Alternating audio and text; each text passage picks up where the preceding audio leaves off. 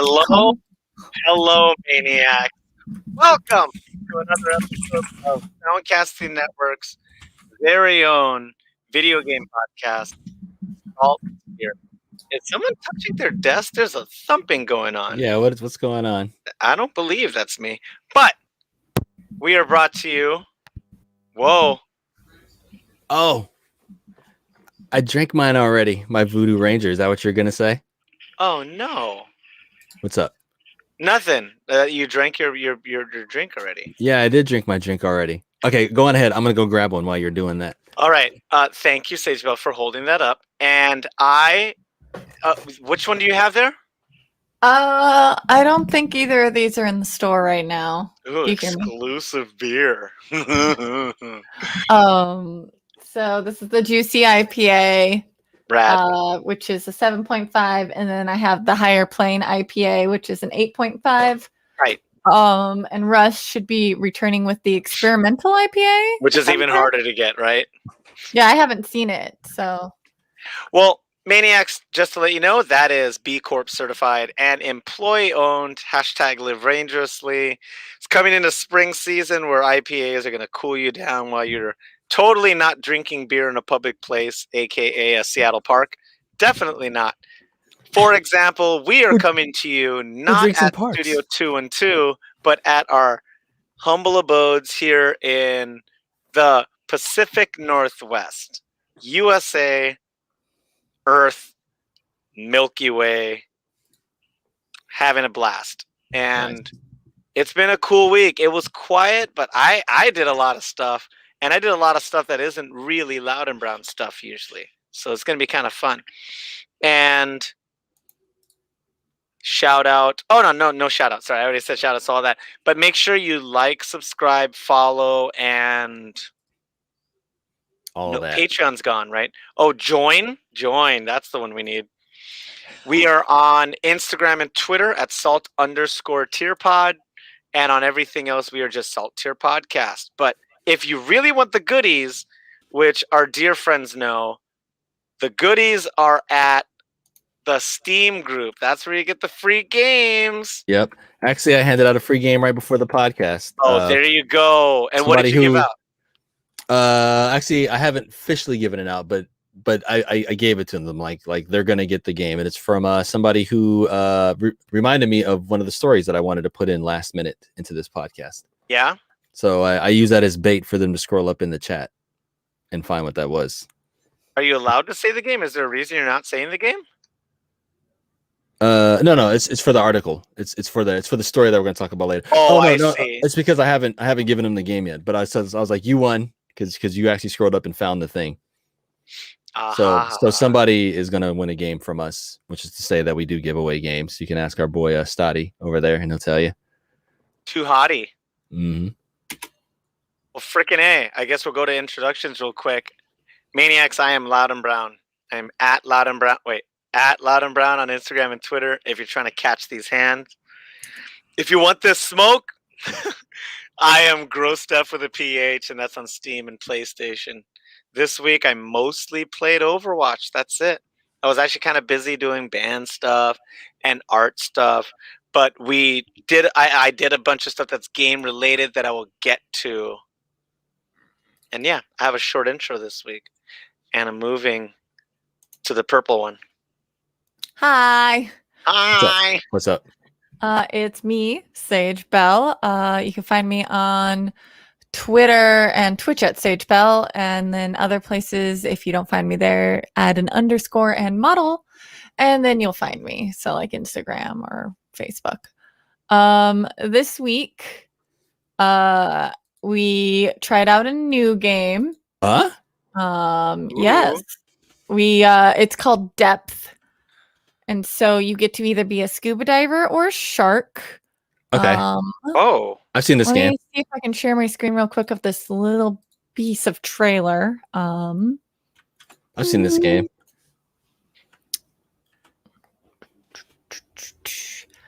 All right, so I'll just hit play. No sound, but yeah, it's really fun to be the shark. I stopped being a human because being a shark just was like the most stupid thing because you grab onto the human and then you wiggle your mouse like that. Yeah, you see how the shark's going. It felt great. You also Wait, our listeners didn't catch that last note of speech just now. You grab and shake your mouse and go what?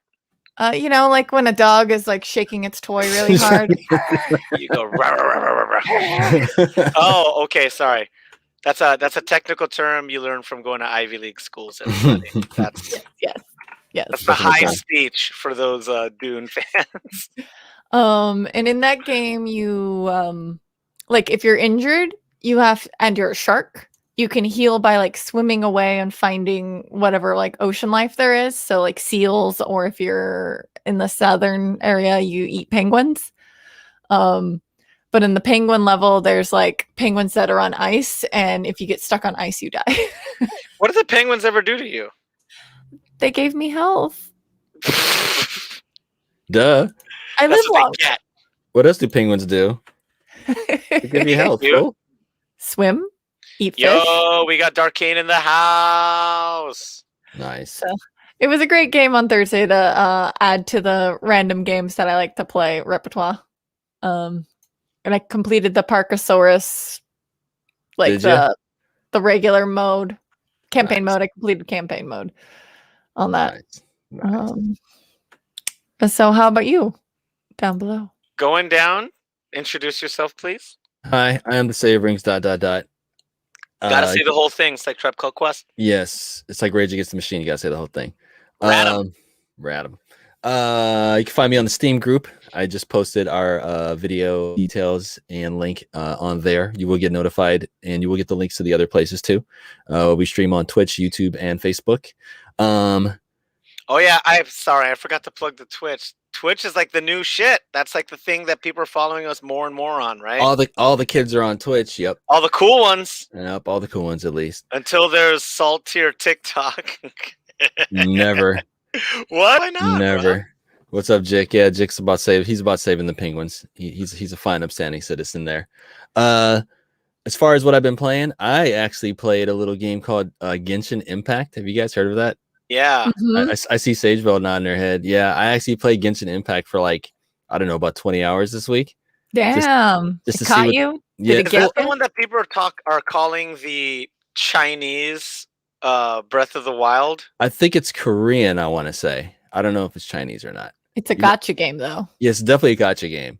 But they do have enough content in there, and they do offer enough where you technically could play for a pretty good chunk of that game without maybe having to buy anything. Definitely Chinese, but yeah. Continue. Is it? Okay. Yeah. So I played that a little bit just to see what the big deal is. It's actually pretty well made. I have tried a lot of like Chinese MMOs and action RPGs and stuff over the years, and they're usually pretty jank. There's a couple of good ones in there, but they're usually pretty This is pretty good. It's pretty well made, a lot of polish. Definitely is a lot of what you've maybe played before, but kind of remixed in its own way. Definitely very reminiscent of Breath of the Wild. But yeah, I played that and enjoyed it for the time that I did play it. Had a little fun with it. How many hours you put into that, my buddy? Probably put about 20. That's a healthy amount of hours. Yeah, I wanted to get into it. And as you play through at least the beginning part, you get 4 or 5 people in your party. So I kind of wanted to get a good mix. And some are like brawlers, some are mages, some are archers. Maniacs, can we talk about how casually Saverings ... spit out 20 hours? If this is 2002 and you tried out a new game on the PlayStation 2, it's like, oh, you tried it out? How long did you play it? I don't know, 20 hours. Well, I don't know. Weren't even 20 hours, man. Not all of them. Some, yes. There was more than there is now, though, I would say. But I was coming from a place where I was playing EverQuest and PlanetSide and stuff back then. That's very true. But those are designed to last forever. True. What I'm talking about are got what's up, Elizabeth? Zelda. What's up? But when people talk to me about getting that Blockbuster Game Pass, that made a lot of sense 15 years ago. Now, that rental fee doesn't make that much sense because the one game will last you like 2-3 weeks. Yeah. But when I had it, mid 2000s, you could go play. I think that's how I played Zone of the Enders, Second Runner. I went and rented it and I beat it in 2 days. Zone of the Enders. And then, I got Dragon Ball Z Tekkaiden, Zen. Was that on Tenkaichi? PS2? That was like one of the first ones that they actually started getting right as far as like the 3D. Looking good. Yeah. But you beat that story mode in 8 hours. Yeah. 6 hours. Yeah, that was meant to be replayable. Go back and play as like a new game plus or like as a different character or something like that. But Ratchet I played Clank, same thing. But continue. I tried to play a little Dragon Quest Builders. If you guys don't know, Dragon Quest is the quintessential JRPG. Not Final Fantasy like you would think Dragon Quest is. There'd be no Final Fantasy without Dragon Quest. When they first made the first Final Fantasy, they wanted to make a Dragon Quest like game. So I got Dragon Quest Builders 2. I've been waiting for a long time to get this one. It's basically Dragon Quest plus Minecraft. It's one of those type of like hybrid type games. Okay. And I'm a big fan of Dragon Quest. I'm a big fan of Minecraft. The first one came out and it was pretty good, but it wasn't cross-play and it was only one player. And I was like, you know what? They're going to make a second one of these because if there's anything that they do with Dragon Quest games is they pump out sequels. So I knew they were going to make a sequel to this. The sequel was announced. I was like, yes. Sequel had multiplayer. Yes. Sequel was going to be PlayStation exclusive for now. I knew that wasn't going to be a thing because the first one also came out on PC. So that came out on PC, and then it never went on sale. And then finally it went on sale. So I bought it. And guess what? You play through the tutorial, and then it crashes, and you can't get past into the regular game. So, and that's a thing. So I'm just holding on to my copy until they finally fix that. So I played about an hour into the game, and then when you get off the ship to actually go start playing the game, it just loads forever, like literally forever. And that's a thing that's going on. I also watched a lot of Dota 2 videos. I don't know if that counts as playing. I'm kind of a Dota 2 groupie. Like I suck at it, but the game just fascinates me and I love it, even though I'm trash at it. That's good. So I've been watching that and goofing around with a lot of that. It's the world game. And I love it. That's like the one video game I wish I was good at. But I'm kind of happy that I'm not, because then that's all I would play. And you would spend all your money on Adderall pills. That's all I would play. Yeah, I would just get rocked on that game. So as far as what I've been playing, doing that kind of stuff, that's what I've been playing and doing. Super solid. Thank you. And we're moving on to topic number 1. And we got some news topics. We also have some stuff that has nothing to do with news and just like stuff we're up to and hot takes. But first off, this is news. And is your body ready? Yeah, that's actually was the note here on our itinerary. A little behind the scenes for everyone. Actually, in our notes section for this story, I think I wrote his body was ready. All right, take it and introduce it. Save rings. ... So Reggie Fils-Aimé, for those that don't know, he was one of the VPs, one of the higher ups over at Nintendo of America for years. He was probably the face that you saw most often revealing newer games here in North American events and stuff like that. Bigger guy, brown skin, curly, kind of like old school high top suit with shoulder pads. He always reminds me of like Herman Munster. Am I showing my age? Herman Munster from the Munsters. He always kind of reminded me of that. You are showing your age. It's fine. It's classic Sage Bell, but you know what it is too. So I don't know what that means, but you know who the Munsters is, and that makes me happy. Yes, thank you, London. I forgot to kick it to you, but yes, thank you, London, for pulling that up. Look at Reggie's little nose and up. There he is. His body is ready. But he became a meme in his time at Nintendo, and he leaned into it because he's just that type of guy. He's just mellow, type of person you like to work with and for. But basically, after years and years and years at Nintendo of America, he retired, and then maybe a couple months later, he was on the board of directors for GameStop. And as we all know, GameStop is not doing so well, even though their stock is up like 8,000%. Yeah, what's their stock at? Let's see if London can pull that up. Last I looked, it was $189 a stock. That's almost as much as Disney and a couple other places. And it was coming from how much? $9.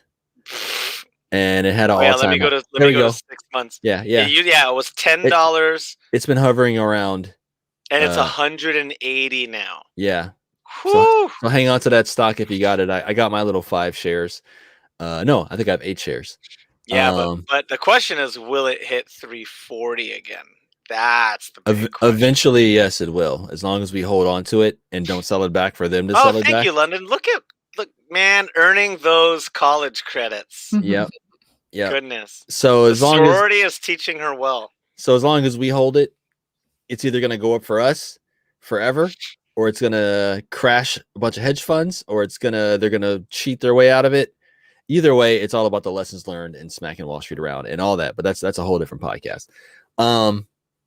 So he joined the board of directors, and everybody was like, "Weird move, Reggie. You left Nintendo to join GameStop." I mean, I guess you're not involved in the day to day, but you're on the board of directors, so you have a say over there. Okay, that's interesting. Maybe they offered you something. And that was what? Not even a year ago, you guys? No, I know, Yeah, it says right here in the article. I can see it on the screen. Just 1 year after joining their board of directors, so he's the latest to bail after their CEO bailed. And we can count when the CEO bailed in the number of podcasts. So that was what, like 4 or 5 podcasts ago the CEO bailed. We do this week. We do this weekly. So like a month ago. And Sage Bell, like when it comes to stuff like this, does that bode well when the CEO splits in less than a year? Yeah. Not just video games, like companies in general. Yeah. I mean, anything that involves high turnover rate is not a good sign. Yeah. Yeah. I'll put it to you this way. Wise words. They tried to sell out. GameStop tried to sell out to a liquidation company. Normally, that's not a thing. Liquidation companies swoop in and buy you for pennies off the dollar when you're struggling, and you'll take anything. GameStop tried to sell themselves to one of those companies. That's never a good thing. And all 3 of the major liquidation companies turned them down. So that's not a good sign either. So that was before all this. So yeah. He quit, and that's really what's all I got on that. That's just something to take note of as you're tracking video game health and history in the industry in general. GameStop just once again is circling the drain forever. Oh yeah, and our buddy Cheng is talking about GameStop being like Blockbuster. But at least I live near brick and mortar video stores. Pre-COVID, they're niche. It's not that they can't exist. For example, another castle. I'm the worst hipster in the world. I go to a tailor, I have a cobbler, I go to a mom and pop florist, and yes, I had a video store that I went to. So these exist, but you can't have 10 of these. You have like 1, maybe 2 per city, but you got to think of it as a community thing. You can't think of it as like only a service. It's dope that I know my tailor's name. It's nice that I could go to my cobbler and be like, "Hey, what's going on? Just trying to waterproof my boots before winter." And it's part of your interaction. So having a video store near me when I know that Evangelion 3.3 is going to be hard to get a hold of a nice limited edition Blu-ray. They're like, "Hey, we put one aside for you." I'm like, that's why places like Scarecrow still exist. Yeah. Exactly, but there's only one Scarecrow, right? Yeah. The problem is GameStop got too big for their britches. They tried to go Starbucks and have one in every zip code. Yeah. And Blockbuster, and not thinking ahead to the point where, hey, one day this model is going to be outdated. We should start to invest. Did you know Blockbuster passed on Netflix? Yes, I do. Yeah, they passed on Netflix. Sage's face. Ooh. Yeah. Ooh, that's a bad one.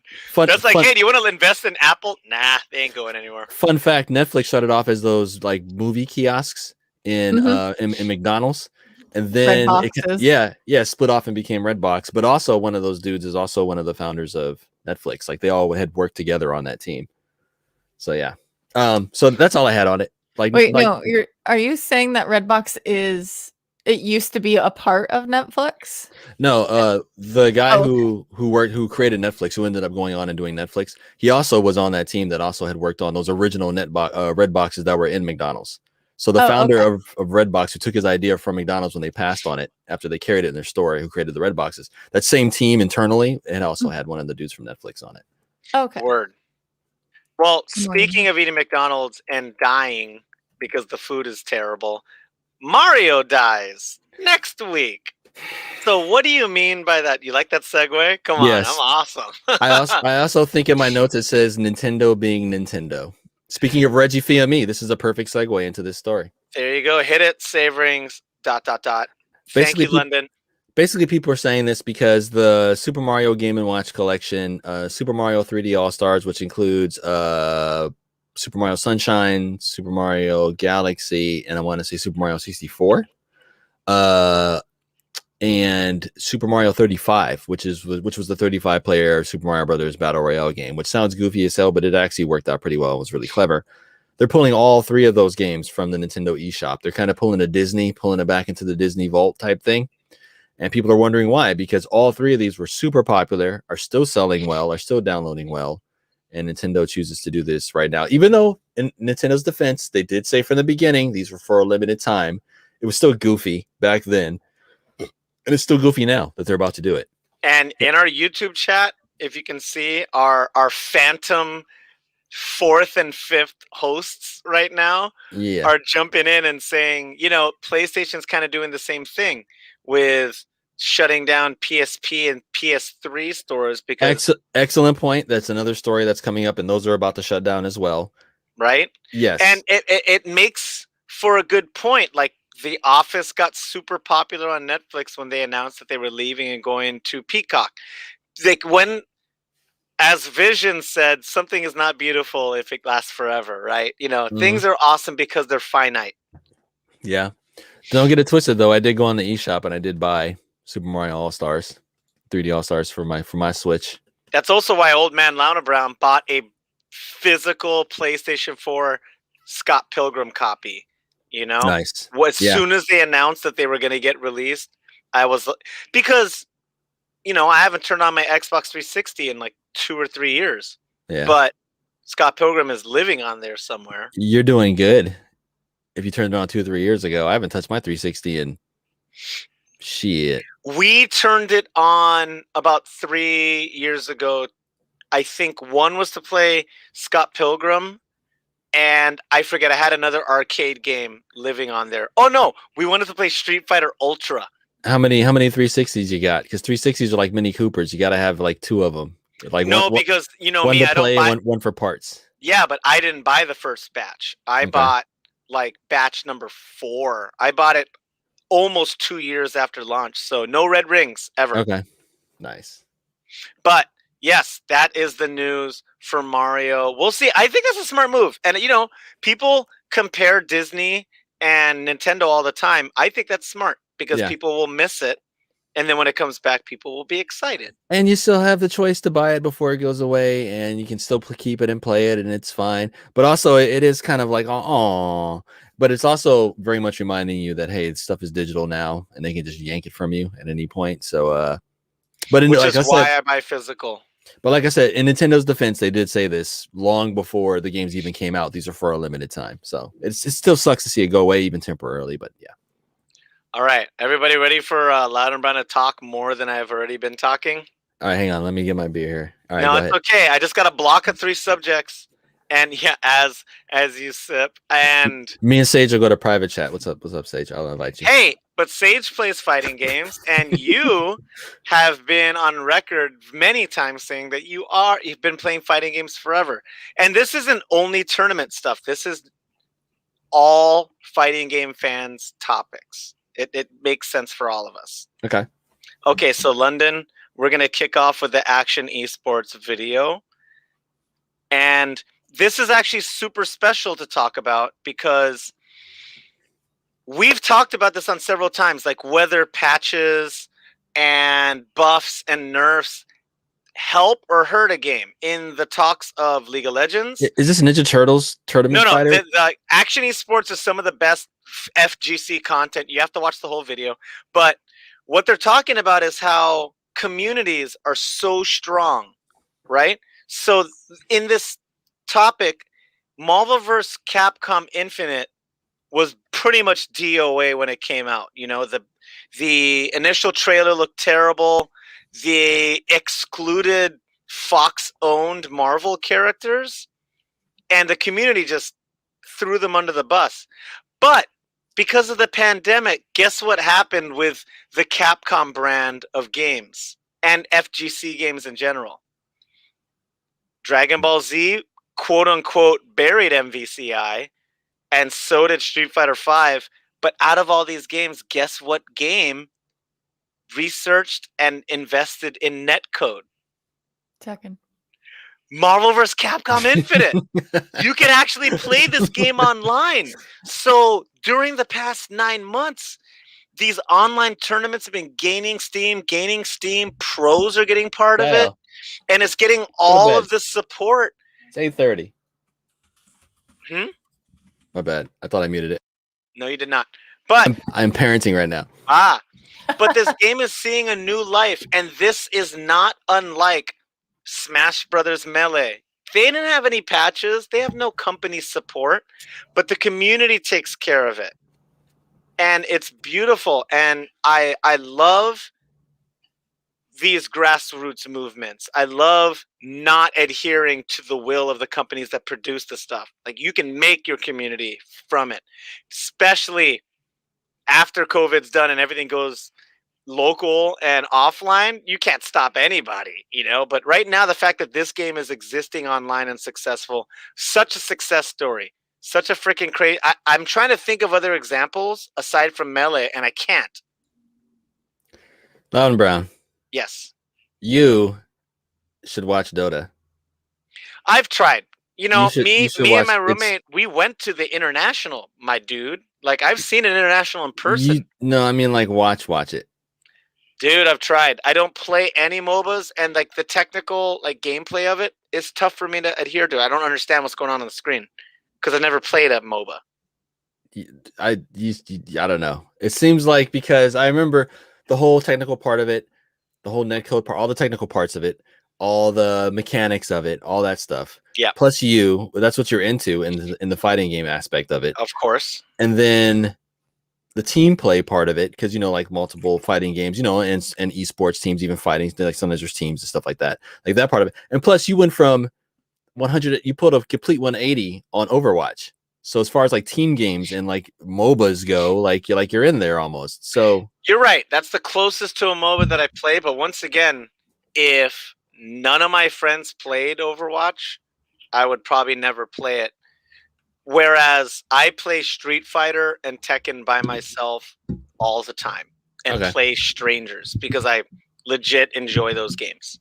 Not saying that Overwatch is a bad game. It's a very fun game, and it gets compared to a lot because Blizzard is successful. And, I like their inclusion in their characters. Like the weirdest reason, aside from playing with friends, of why I like Overwatch, and I talked to Sage about this, is other games, other shooters like Call of Duty and Halo, you go to cons and you're like, what are you dressed up as? And they're like, oh, this is like, no one says, oh yeah, I dressed up like a Call of Duty character. Like, that's not a thing. You just look like army person. Like, it doesn't look like fucking anything. Yeah. Whereas all 30 people from Overwatch are instantly recognizable. They're so different and so diverse, and they all have cool backstories. And I get you. League of Legends is the most popular games, and so is Dota. Most popular games in the entire world. I should be into it. Haven't got into it yet.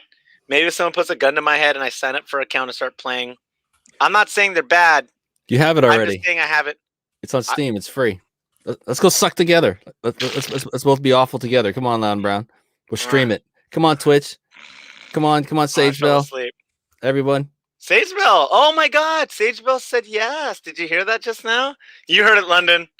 London was like, oh, I heard it. You'll be terrible at Dota with me, Sage Bell? Because I'm terrible. I mean, if we're gonna suck at games, let's do this. Mm-hmm. Drink more. Honestly, I think some of your viewers would be like, "What the heck? You're playing Dota?" I think you'd get some views. Yeah. It was. Who knows? Prefaced everything. It was like, well, I don't know what I'm doing, but I'm here to be terrible at it. Watch our channel accidentally turn into a Dota channel. There's a ton of cosplay in there too, so it's ripe. Yeah. Just 120 characters, no biggie. Mm-hmm. So moving on from that subject of FGC, I thought that was, thank you, London. That topic from Action Esports. Like and subscribe their videos. Such great, like, if you want to try to tap into the fighting game community, and we've talked on this podcast several times on how difficult that is because the games are so alienating and kind of difficult to get your head around. Action Esports is probably the best place that explains it in layman's terms without being pretentious. Our podcast is very pretentious because we're smarter and better than you.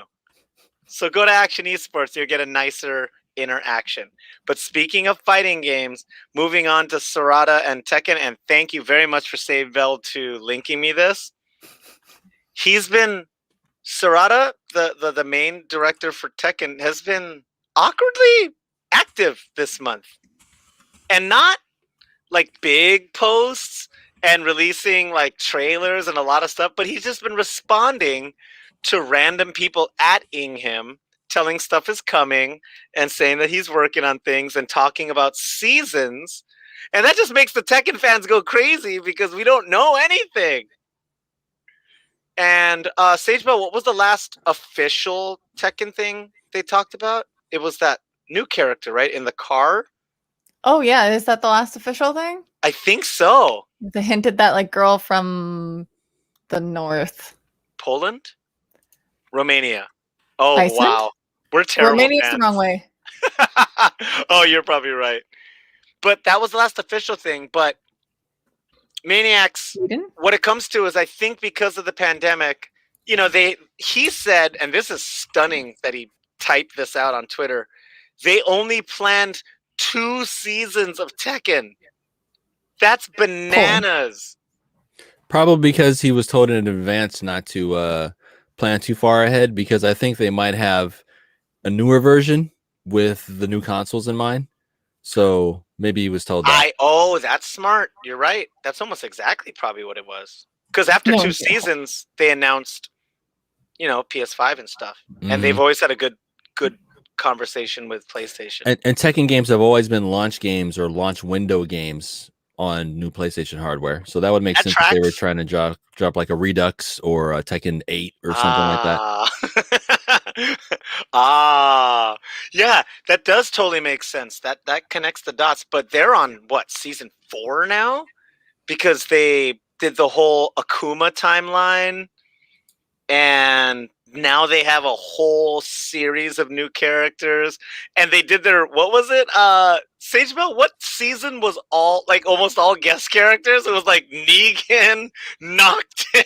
Oh yeah. Fucking Geese Howard, and everybody's like, this isn't even Tekken anymore. Who was the other one? Yeah, there was another one. Wasn't the dude from like Samurai Showdown or something in it, I want to say? No. Yoshimitsu's always part of it. But they went bananas on one season, and everybody just started laughing at it, going like, who do you even expect? So they got Fatal Fury, they have Street Fighter, which was season 2, they have Noctis from and then they have Negan was the big curveball. That really, really was. But wasn't he like the first one they added? Oh wait, no, that's Soul Calibur. Isn't he in Soul Calibur? Negan? No, Negan's from Walking Dead. Yeah, no, but never mind. Yeah. With the Tekken though, I can't, because it's too flashy. Like my epilepsy flares up, and that's probably a bad joke because I don't really have epilepsy, but I feel like I do when I play Tekken 7. But anyway, Tekken 7, it sounds like we're in store for all the stuff we wanted from Overwatch last year, waiting and not getting anything. I think Sarada's going to give us juicy morsels.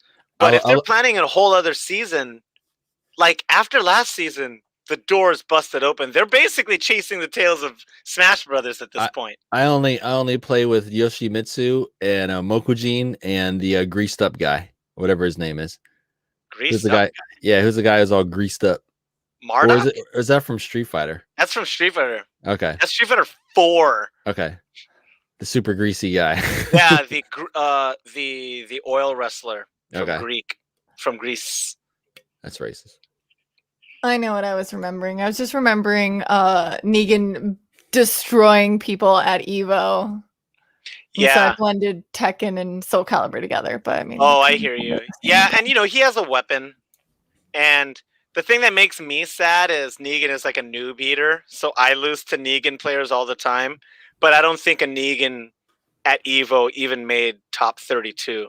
Like, all of them got stomped. Or they just didn't use him in the finals, but they used them in the beginning. That's actually even smarter. It's like, let me get rid of the trash, and now I use Heihachi.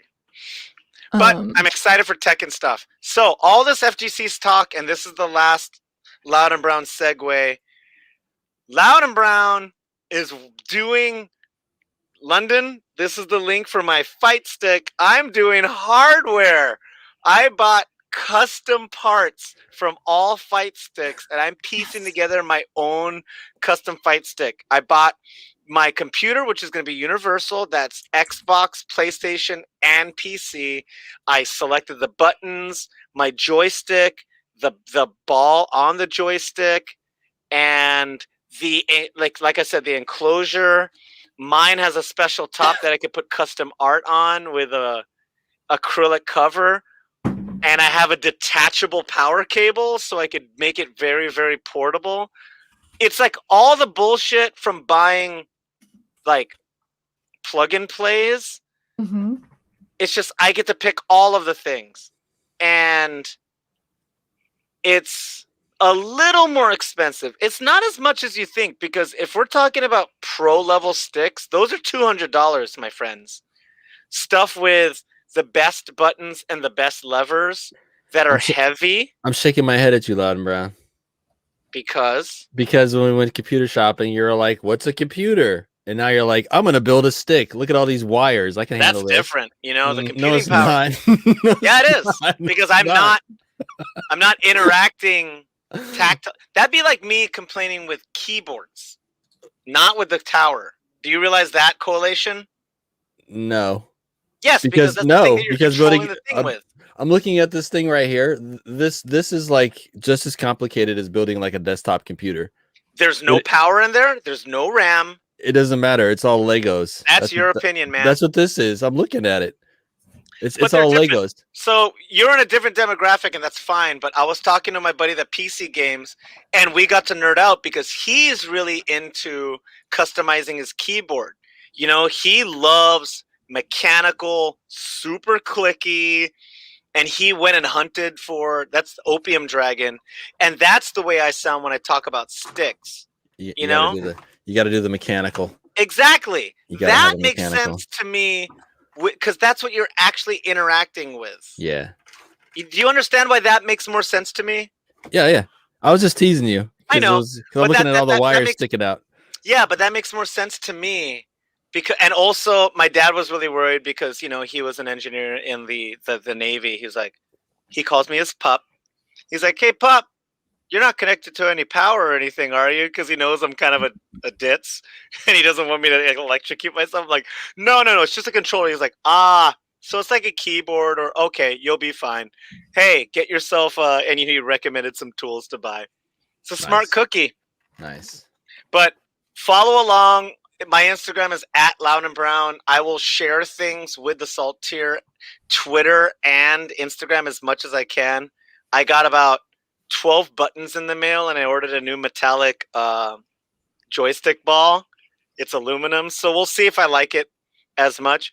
Sagebell was with me at Evo, and unlike the other game tournaments, they have like a con area with like a shop. It was nuts. Had like a shop, like a couple of shops that you could buy from, and then some like little demo booths for different games and stuff. It's so cool because Northwest Majors had, one desk with someone that could maybe fix your buttons. And I had a buddy that went to, another major, and the retail part wasn't really as part of it. So it was really cool to see, where you could buy prints. And I think Sage had to tell me to stop yelling because I was so excited. It was Paradise Arcade. And remember, they had all the different joystick balls. They had wood and see-through like bubble acrylic. And I was freaking out how cool it looked. #Libra. And she was like, "Derek, I'm right here. You don't have to shout." And I was like, "I'm getting buttons putting on my stick, and it's going to be ready in an hour." So great. It's fun, and it looks pretty. And that's what matters, right, Russ? It has nothing to do with the frame rate or the resolution. It's what looks pretty in your house. It's all the fashion show. If you got RGB on it, who gives a fuck about frame rate? I have 0 RGB. I actually had to make sure I didn't select those buttons. But you know what, though? In your case, it's fine because you have a sleeper machine. Like, people look at like, oh, look at that old like library Dell right there. But your little library Dell can kick some ass when it wants to. So that's kind of the beauty of it. Sometimes you do want that sleeper.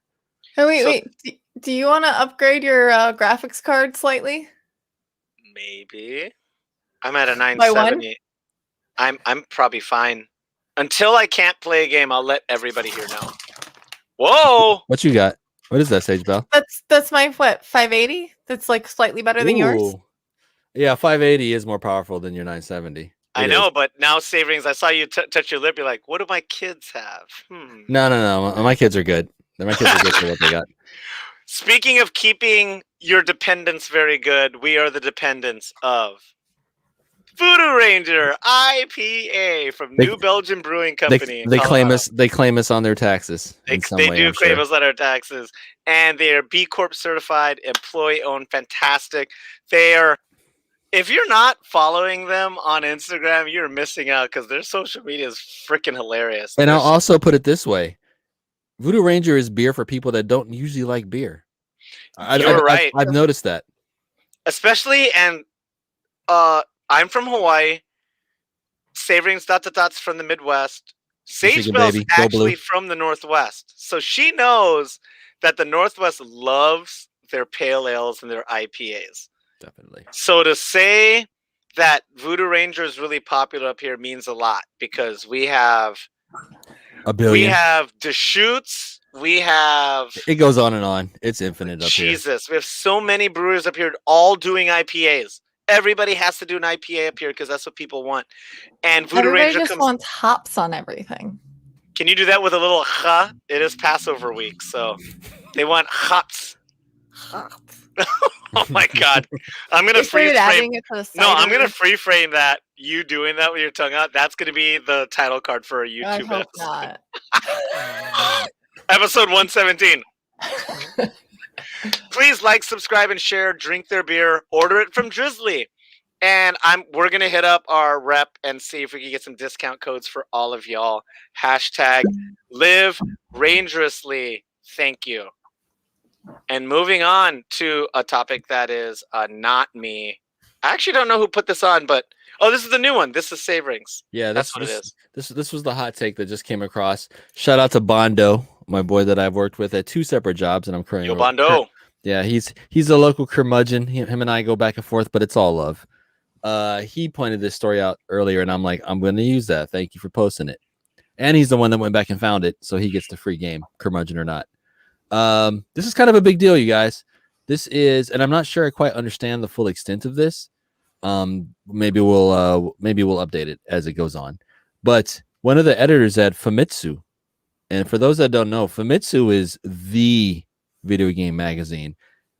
Out of all the video game magazines that you might remember from the past, from the 2000s, from the 80s and 90s, Famitsu is the video game magazine. They've been around the longest. Saverings, ... Mm-hmm. So if I may Venn diagram this. What's up? Would Famitsu be the new type of video game magazines? Is that a fair comparison? No, Famitsu is like I don't know what the first earliest publicated newspaper was in the United States, for example, but Famitsu would be the video game equivalent of that. It's kind of like that's what I mean. New Type has been like the anime mag for a while. Oh, yeah, no, New Type. This would be the New York Times of video games, or this would be the Time magazine or Life magazine of video games. All right, yeah, continue. Sure. Yeah. If you want something that's got like an historical oomph to it and it's still relevant today, not so much Time and stuff like that, but you know what I mean. Like if Time was still as big today, because Famitsu's still big and they still publish it. When all these other video game magazines have come and gone, they were the first, and they're still publishing their magazine. That whole rating scale you might see in most video game magazines where it's got 4 editors and they all give a score. That's from Famitsu from like the 80s. But basically one of their editors took some bribe money and stuff on the side and like was freelancing under like false pretenses and trying to get paid for it and whatnot. And when he got busted, he said, I figured I would get busted. I'm 43 years old. I'm worrying about my retirement. He didn't shy away from it. He admitted it. So basically he was using his clout as an editor at Famitsu to fraudulently open up like other bank accounts and charge people to write freelance articles for him. It's all very shady, and he got arrested for it. Okay, and Sagebell, I'm gonna have to interrupt you there, Saverings, ... because Sagebell and I like going to anime cons, and I get to drop a little bomb right now. What's up? Did you Famitsu is from 1986, and the anime magazine New Type has been around since 1985, son. It actually predates Fumitsu. But one's anime and one's Continue. video games, though. I know, but it's a way fairer comparison than the New York Times or. No, I mean, yes, but I mean, like, out of video game magazines, something that's major, like a major publication that's been around for a long time. New Type is the magazine that manga and anime is compared to. That's like the one. I'm saying that's a closer comparison. Yeah, but older. But I'm saying for the general mainstream, if you want to think of like a big publication everyone's heard of that's been around forever, this would be your big mainstream comparison of an editor running off and doing some shady shit. And but getting fraud, huh? Yes. So he opened up bank accounts and took people's money to freelance articles and stuff based off of his clout as being an editor for Famitsu. So it's to the point where he did get arrested for it. It was considered a felony in Japan. This is kind of a big, I don't know. It'd be like the video. It's a video game equivalent of the medical journal, the scientific medical journal, or something big, some big, huge industry defining publication. And one of the editors uses their clout to do shady shit. Got it. National Enquirer. Heard. Yeah, but we had all that talk about Dota. Now we gotta talk about it, and I have a segue from this. But can you introduce? Once again, I don't play MOBAs, and the world is so foreign to me. Yeah. Okay, I'll break this down, and I even wrote this. Let me see what I wrote in my notes. This would be like Tom Brady. Pick any year where the Patriots run a Super Bowl with Tom Brady as a quarterback. He's now the quarterback. Heard of him. He's now the quarterback of the Tampa Bay Buccaneers, and they won his first year there. Like he's the GOAT pretty much as far as like professional football, American football goes. So this would be like Tom Brady leaving any of those championship Patriot teams, or pick whatever greatest team of all time you could think of, right? And then the entire team leaves and goes to another team. So in this case, let's say Tom Brady and those Patriots that just won a Super Bowl, they all leave and they all go to the Cleveland Browns, and they become the Cleveland Browns. The same players, different coach, the same players and everything are on the Cleveland Browns now, right? So you'd probably expect the Cleveland Browns to win again, right? So over on the Patriots, with all their players gone, they bring up a bunch of arena football players, or like Australian rules football players, or XFL people. They put them all on one team.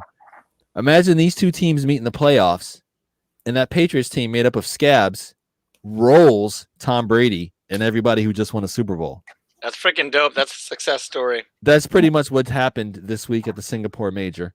Shout out to Haunted Baby Shoes, my boy that I work with. He pointed this out to me in chat. He was like, "Are you watching the Singapore Major?" And I'm like, "No." He's like, "You should watch the Singapore Major."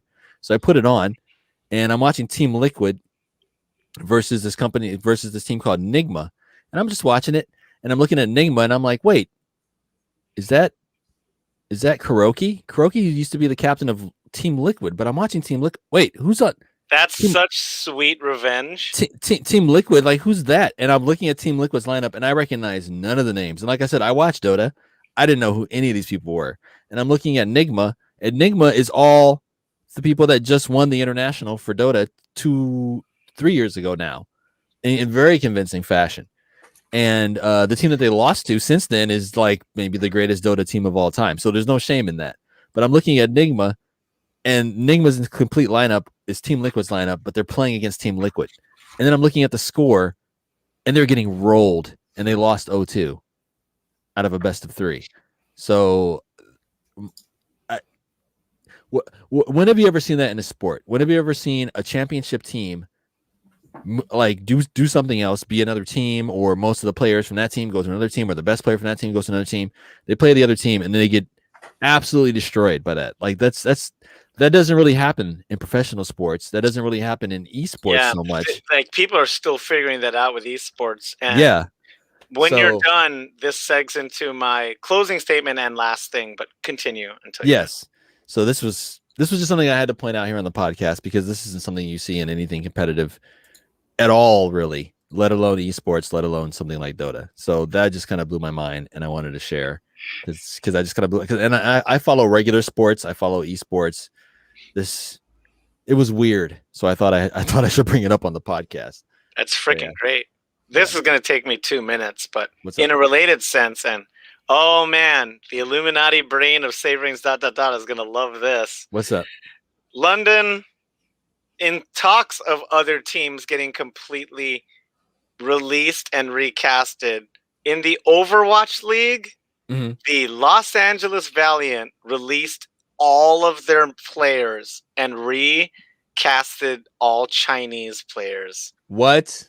All at once, and they got the gnarliest backlash because they have a new parent company from guess where? Tencent. Yeah, I don't know if it's Tencent. It's probably Tencent. Dexerto.com reports it, and it's just, this happened about 8 months ago when there was a mostly Korean team that got all released, and then they ended up joining East Asia-based teams because of COVID, because people wanted to be home.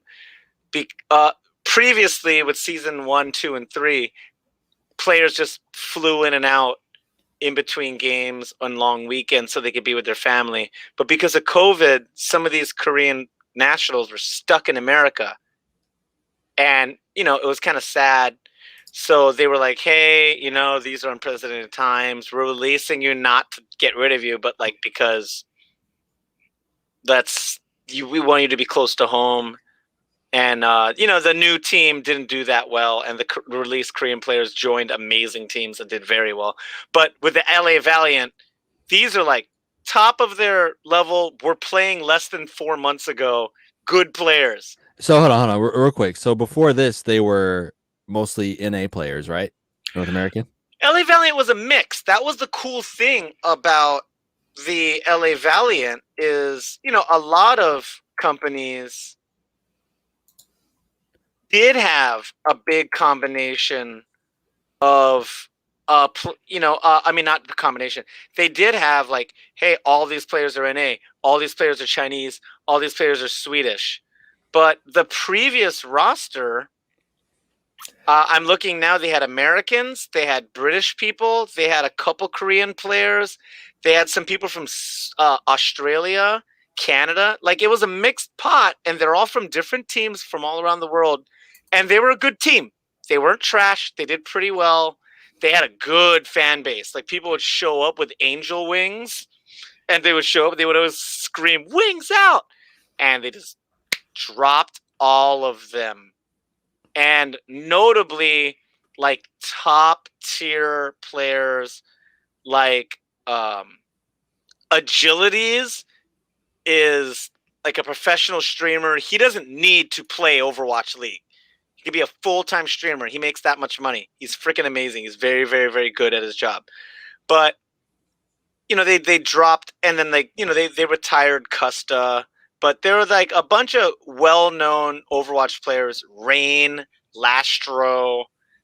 If you look up the teams that they've been on pro teams making plenty of money, and they dropped them all. And none of the current team has ever played for this team ever before. And they're Chinese players? You were saying the people behind it, what company is, who's their sponsor or whatever. Oh, it's probably in the it's now owned by the Immortal Gaming's Club. Who that doesn't sound Chinese, so I'm not worried about it. No. They all have names, and it's operated by LGE, which is a Chinese esports organization. That's very Chinese. There you go. And they have Overwatch, League of Legends, and PUBG teams. China #1. There you go. It had to be said. That's my closing statement. I wish this wouldn't happen so much. I wish they would care about. If you're really trying to build a legacy and build a team because you're into team sports, I feel you got to have the fans in mind. People want their star players. Agilities was part of that franchise for 3 years, and that's not that long, but in esports, that's an eternity. To keep someone away from leaving and just being a pro streamer, 3 years is basically you're part of that team. Yeah, especially when, those years are in your early 20s. That's an eternity, yeah. Exactly. Sure. So follow your teams, know where your money is going to. LA Gladiators is still my Overwatch team. I have been Loud and Brown, at Loud and Brown on Twitter and Instagram. I am Grosstef with a PH. You sticking with them? PlayStation. What? You with the Gladiators? Yeah. Yes, man. You stick with the Gladiators? They're one of my. The only people that left haphazardly were almost in their 30s and they retired. They don't fire people. Who's their rivals? It used to be the Valiant. Okay. because of their great matches. And now, I'll be honest, they're going to body them. Like, I have no faith in this new team because Overwatch League is such a weird game. Okay. Yeah, I'm moving on. And I'm sending it over to the purple one. Closing statements on anything. We were talking about esports, but look at that her. I know. I like your danglies, Sage Bell. Those are nice. Thank you. With my setup, I can go headphoneless and be able to chat, and it's great. Nice. So my closing statement is anyone who likes Dead by Daylight, we got the new killer, if you remember that K-pop killer. Yeah. I showed you, and the Survivor. So the Soul Sights collection drops tomorrow. So the DLC will be available. So you can buy the DLC, but if you're playing, you can still play against or with people who have the DLC kind of thing, if that makes sense. Yeah. So the new killer and the new survivor will be available, plus a bunch of new cosmetics for various characters as well. Nice. And you can catch me not playing Dead by Daylight because nobody plays in the evening. You'll catch me on Thursday, and we'll be playing Second Extinction, which is a dinosaur shooting game. What's up with you and dinosaurs lately? Listen.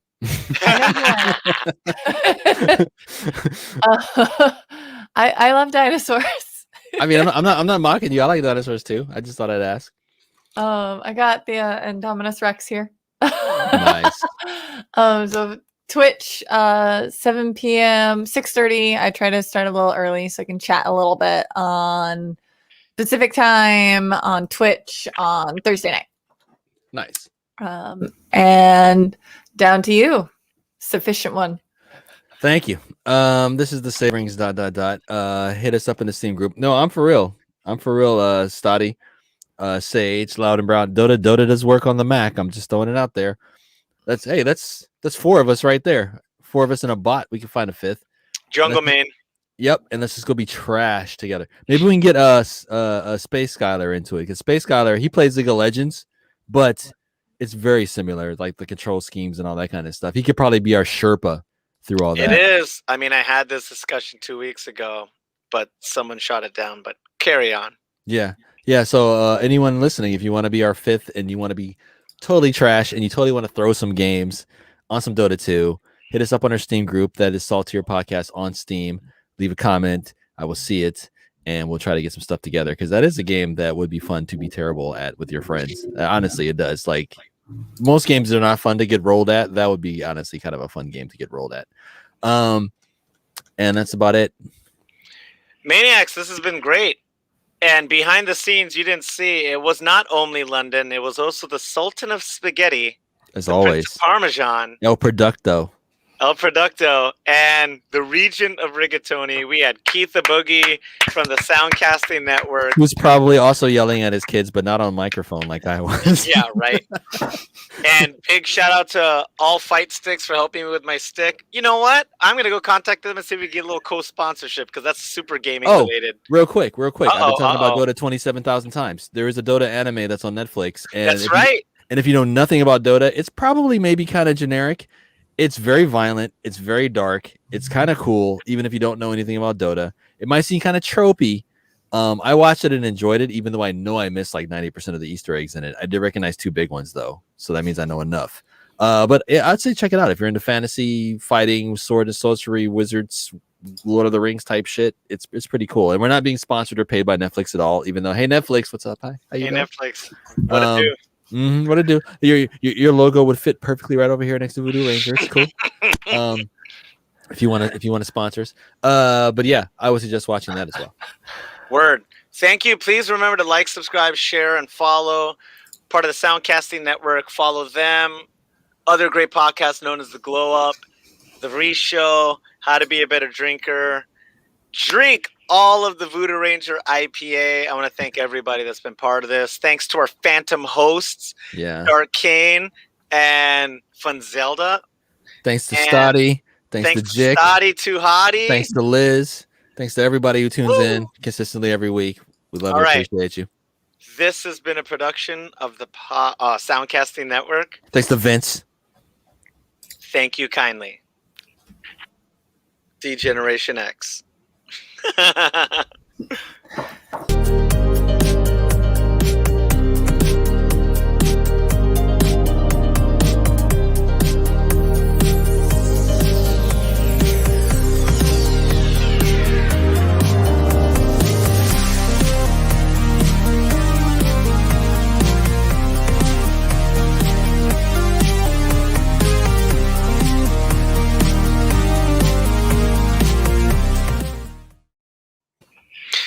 That was awesome. That was fun.